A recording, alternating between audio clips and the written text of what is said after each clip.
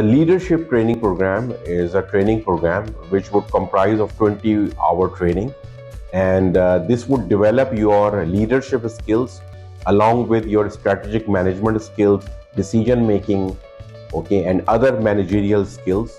The test would actually it's not a test, it's this training would certainly comprise of, because it's also along will go with also with the testing phase. So the training would focus on enhancing your leadership skills, in boosting your career growth, as well as your management skills. So the training would focus some theoretical based knowledge, as well as your skill based knowledge. So the training is designed in a way that to conceptualize and to focus on the real time cases which are happening in the world or which had happened before, okay, by enhancing all your skills along with your interpersonal skills.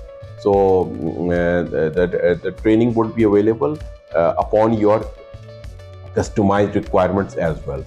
Thank you very much.